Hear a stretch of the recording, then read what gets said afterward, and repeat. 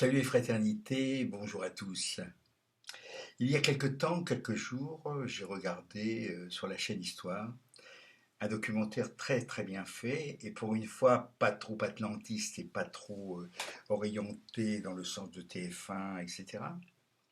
Parce qu'il faut quand même un minimum respecter la vérité historique sur la guerre en Irak et surtout sur la destruction de l'Irak en réalité.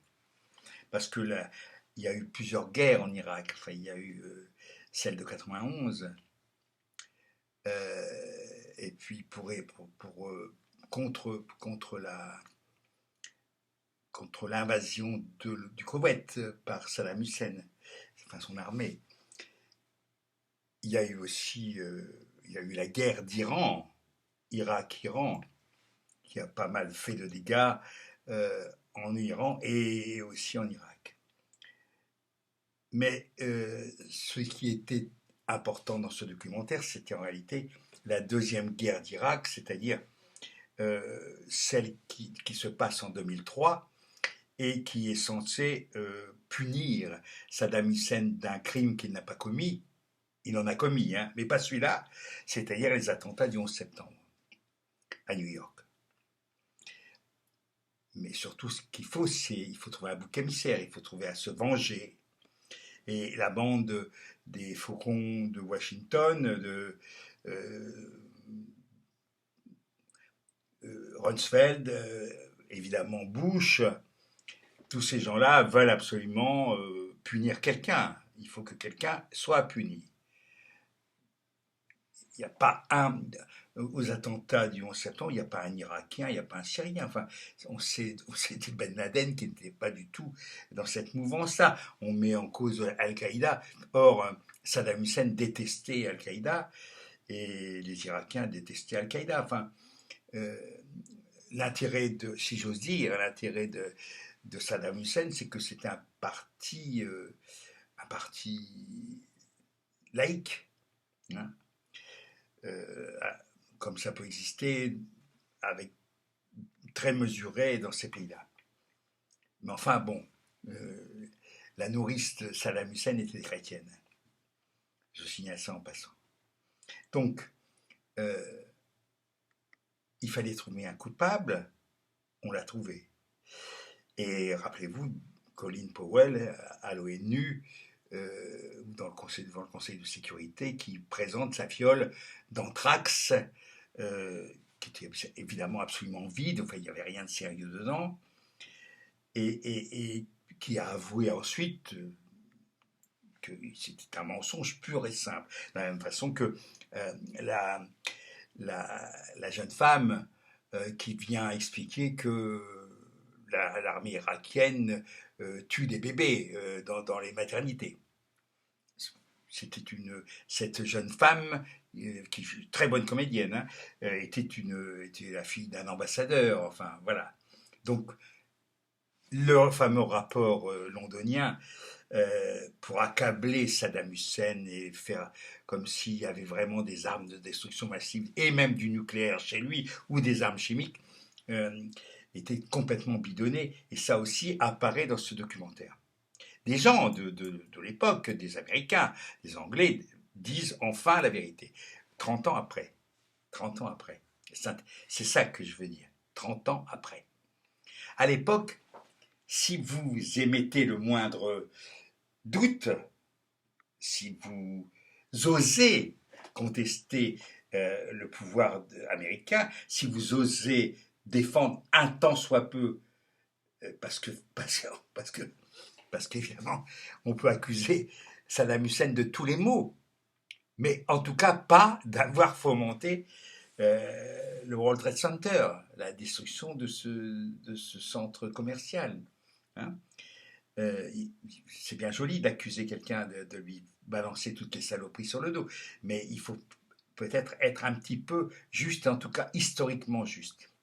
Donc 30 ans après, je découvre, mais je savais déjà, il y a eu des bouquins, que cette histoire avait été totalement montée, parce qu'il y avait quand même quelque chose de très important là-bas, le pétrole. Hein, d'ailleurs, le ministère du pétrole de Bagdad n'a pas du tout été touché par les bombardements. Attention, il fallait Voilà. Eh bien, moi, ça me conforte, enfin, je fais le parallèle avec ce qui s'est passé. Je ne vais pas parler de l'Ukraine parce que voilà, on n'a pas d'éléments. On saura ça dans 30 ans, hein, peut-être avant, mais on verra. Pour l'instant, je n'ai pas assez d'informations fiables des deux côtés. Moi, alors, ce que je vois quand même, c'est que si, il y a quand même il y a deux choses. Une propagande éhontée, on sort d'en prendre là, on sort d'en prendre. Aujourd'hui, enfin, je vais aller pouvoir boire un café en terrasse, mais je ne suis pas sûr que je vais y aller.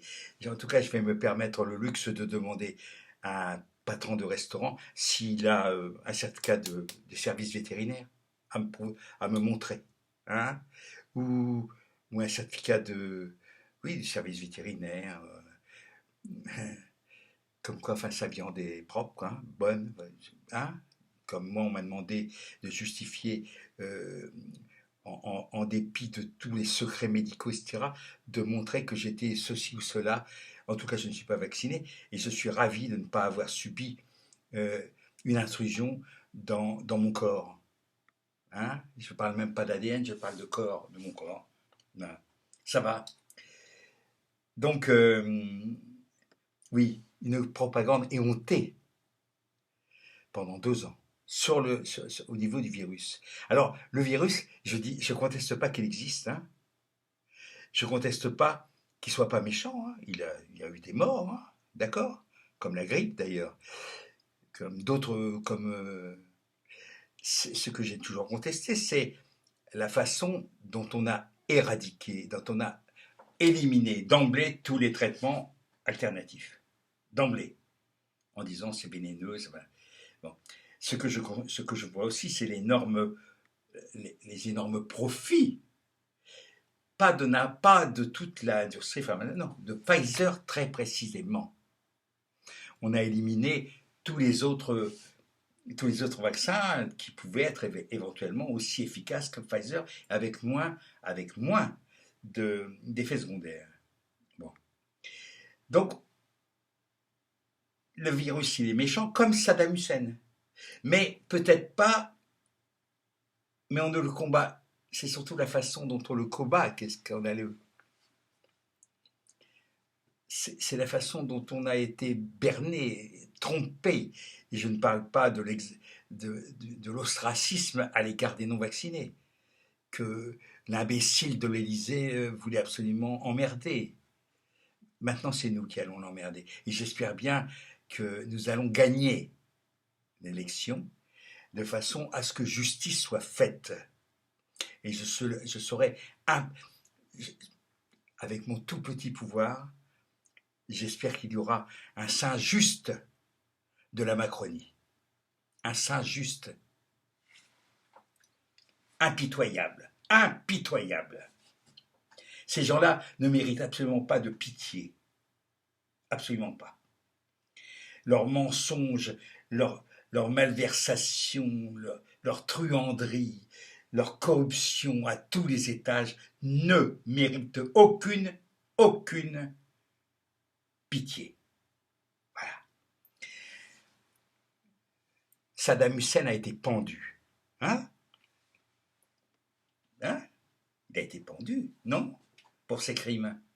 Eh bien, il faudrait que la Macronie, certains en tout cas, se retrouvent derrière les barreaux.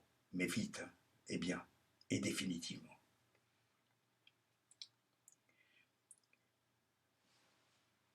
Encore une fois, cette propagande qu'on a subie en 91, en 2003, au sujet de la guerre en Irak.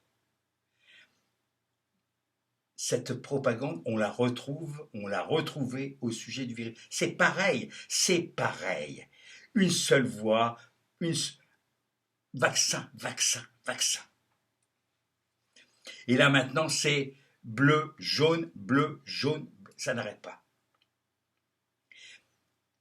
Toute voix discordante est disqualifiée, traitée de complotiste, de traître, etc.